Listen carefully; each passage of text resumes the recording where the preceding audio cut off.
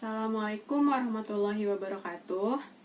Perkenalkan, nama saya Nurul Azizah. Di video kali ini saya ingin melengkapi nilai ujian tengah semester mata kuliah Deep Learning R02.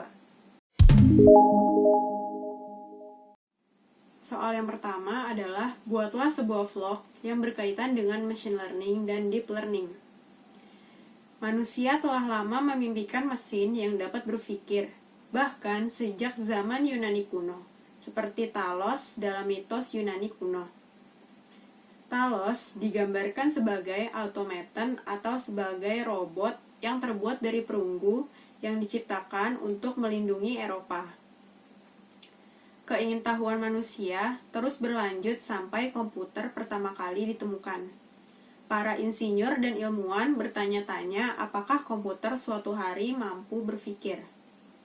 Rasa ingin tahu tersebut telah melahirkan salah satu bidang ilmu komputer yang disebut dengan kecerdasan buatan atau artificial intelligence. Kecerdasan buatan adalah studi tentang teori dan pengembangan sistem komputer agar mampu melakukan tugas-tugas yang dahulu hanya dapat dilakukan oleh manusia. Dengan berkembangnya teknologi kecerdasan buatan, muncul salah satu cabang kecerdasan buatan yang memperoleh banyak perhatian dari para peneliti yang disebut dengan machine learning. Machine learning mempelajari teori agar komputer mampu belajar dari data. Machine learning ini melibatkan berbagai disiplin ilmu seperti statistika, ilmu komputer, matematika, dan bahkan neurologi. Salah satu algoritma machine learning yang menarik adalah jaringan saraf tiruan. Seperti namanya, jaringan saraf tiruan ini terinspirasi dari cara kerja otak manusia yang disederhanakan. Dalam salah satu model jaringan saraf tiruan yang disebut MLP atau Multi-Layer Perceptron, dikenal dengan istilah layer, beberapa neuron tiruan ini dikelompokkan menjadi satu layer yang kemudian layer 1 menjadi input bagi layer yang lain. Pada tahun 2006, Geoffrey Hinton memperkenalkan salah satu varian jaringan saraf tiruan yang disebut dengan Deep Belief Nets. Ide untuk mentrain model jaringan saraf tiruan ini adalah dengan mentrain dua layer yang kemudian ditambahkan dengan satu layer di atasnya, kemudian train hanya layer teratas dan begitu seterusnya. Dengan strategi ini, kita dapat mentrain model jaringan saraf tiruan dengan layer lebih banyak dari model-model sebelumnya. Deep learning adalah varian dari pembelajaran mesin yang berbasis jaringan saraf tiruan dengan banyak hidden layers yang memiliki kemampuan untuk mempelajari representasi atau fitur data secara otomatis. Deep learning merupakan bagian dari machine learning, dan machine learning merupakan bagian dari artificial intelligence. Dengan tersedianya hardware yang memadai, perkembangan deep learning mulai pesat dan menghasilkan produk-produk yang dapat kita nikmati saat ini seperti pengenal wajah, self-driving car, dan pengenalan suara, dan lain sebagainya. Soal nomor 2. Pada gambar berikut ini, deskripsikan dengan jelas menggunakan vlog. Pada gambar berikut, ini adalah contoh penjelasan tentang perbandingan supervised learning dan unsupervised learning. Pada bagian atas atau supervised learning ini, ibarat seorang guru memperlihatkan sekumpulan buah. Beliau mengajari bahwa buah tersebut bernama buah apel. Sejak saat itu, kita belajar dan mampu mengidentifikasi buah tersebut sebagai buah apel. Itulah bagaimana supervised learning bekerja. Pada bagian bawah itu unsupervised learning, ibarat seorang guru memberikan sekeranjang buah.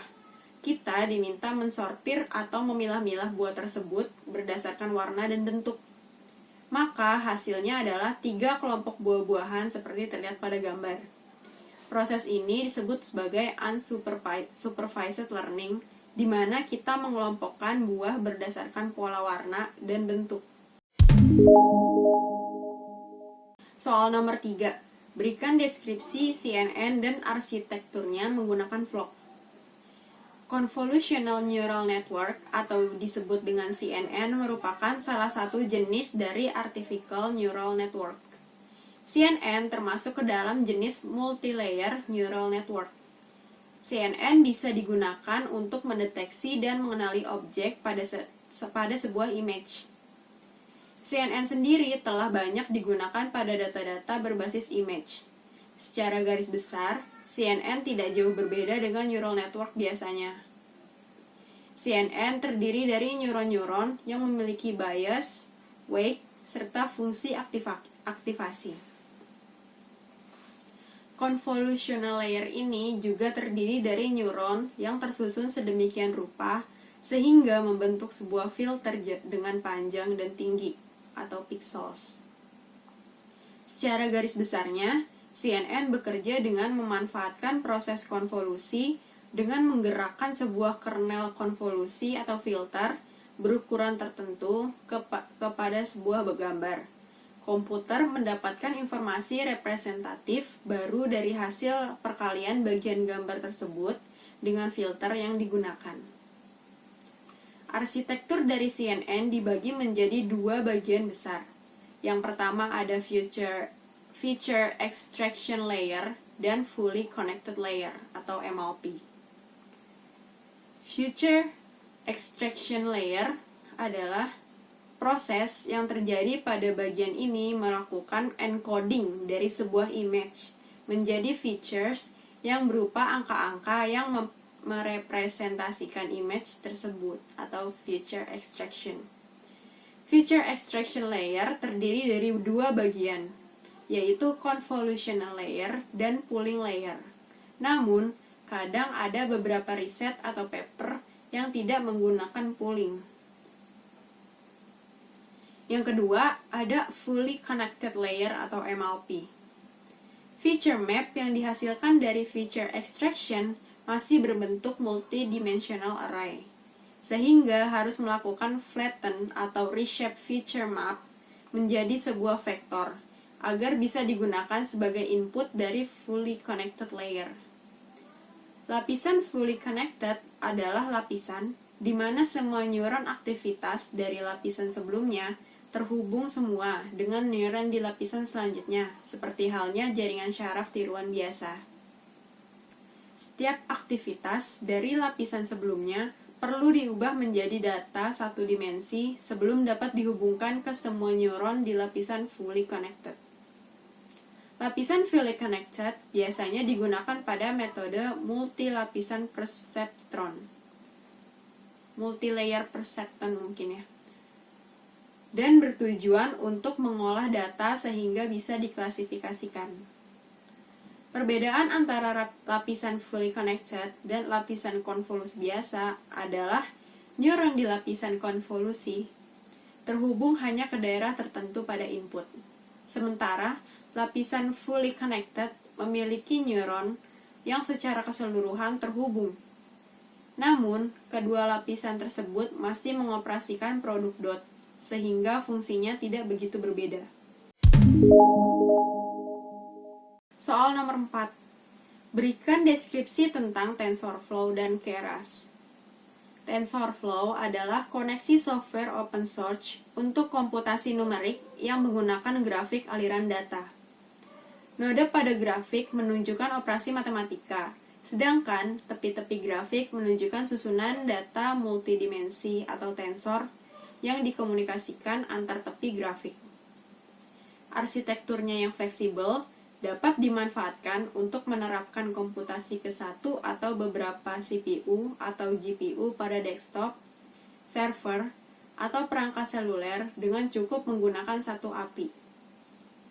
TensorFlow ini digunakan sebagai back-end dari Keras, yang artinya adalah TensorFlow sebagai bagian belakang layar dari sebuah aplikasi atau website dengan menggunakan bahasa pemrograman Python dan dikombinasikan dengan library Keras dari Deep Learning. Sedangkan Keras adalah API dengan jaringan saraf tingkat tinggi, membantu jalannya Deep Learning dan kecerdasan buatan. Keras ditulis dengan bahasa pemrograman Python dan mampu dijalankan pada TensorFlow, CNTK, atau Theano. Keras merupakan neural network library yang mudah digunakan. Keras dapat berjalan lancar di kedua CPU dan GPU. Keras mendukung hampir semua model jaringan saraf sepenuhnya terhubung, konvolusional, pooling, recurrent, embedding, dan lain-lain. Selanjutnya, model ini dapat dikombinasikan untuk membangun model yang lebih kompleks. Keras adalah kerangka kerja berbasis Python yang membuatnya mudah untuk dideteksi dan dijelajahi atau dipelajari. Soal nomor 5. Berikan deskripsi tentang arsitektur input layer dan hidden layer pada jaringan saraf tiruan. Input layer merupakan layer tempat sebuah input dimasukkan. Dan dari layer ini dilakukan proses selanjutnya. Hidden layer berfungsi untuk membantu proses. Semakin banyak hidden layer yang digunakan, maka semakin bagus dan semakin cepat mendapatkan output yang diinginkan. Tetapi, waktu training akan semakin lama. Sekian yang dapat saya sampaikan, semoga bermanfaat. Kurang lebihnya mohon maaf. Wassalamualaikum warahmatullahi wabarakatuh.